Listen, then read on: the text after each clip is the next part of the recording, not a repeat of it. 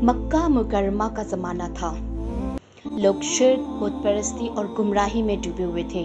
जुल्म और जबर आम था और इखलाकी इक़्तिदार मिटती जा रही थी। ऐसे वक्त में अल्लाह ताला ने अपने आखिरी नबी रहमतुल आलमीन हज़रत मोहम्मद सल्लल्लाहु अलैहि वसल्लम को दुनिया में भेजने का फैसला फरमाया।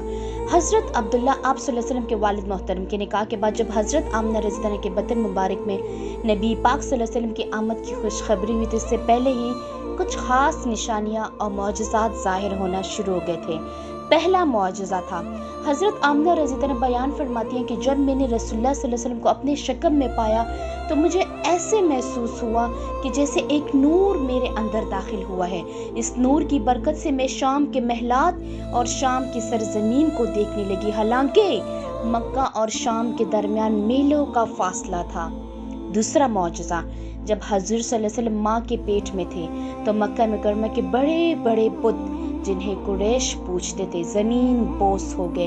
इन बुतों के गिरने से पूरे मक्का में खलबली मच गई, लेकिन अल्लाह के हुक्म से ये इस बात की अलामत थी कि अब बातिल मिटने वाला है और हक का सूरज तुलू होने वाला है।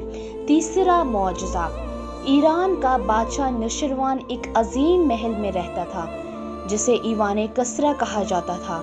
जब नबी करीम सल्लल्लाहु अलैहि वसल्लम के दुनिया में आने का वक्त करीब आया तो उस महल के 14 बुर्ज गिर गए। ये इस बात की निशानी थी कि फारस की सल्तनत टुकड़े टुकड़े हो जाएगी और एक नया दीन दुनिया पर गालिब होगा। चौथा मौजज़ा, बहीरे सावर नाम का एक मशहूर झील था जिसे लोग मुकद्दस समझते थे। सदियों से इसका पानी कभी खुश्क नहीं हुआ था, लेकिन जब हज़रत सल्लल्लाहु अलैहि वसल्लम की दुनिया में आने का वक्त करीब आया तो ये झील अचानक खुश हो गई। लोग हैरान रह गए कि ये क्या माजरा है। ये अल्लाह की निशानी थी कि अब दुनिया की गुमराही ख़त्म होने वाली है। पांचवा मौजज़ा, यहूदी उलमा अपनी किताबों में पढ़ चुके थे कि आखिरी नबी सल्लल्लाहु अलैहि वसल्लम मक्का में पैदा होंगे। इसलिए जब हज़रत आमना रज़ी अल्लाह के बतन से एक ख़ास नूर आसमान की तरफ निकला तो मदीना के यहूदी उलमा घबरा गए और एक दूसरे से कहने लगे, आज इस दुनिया में आखिरी नबी की आमद की निशानी ज़ाहिर हो गई है।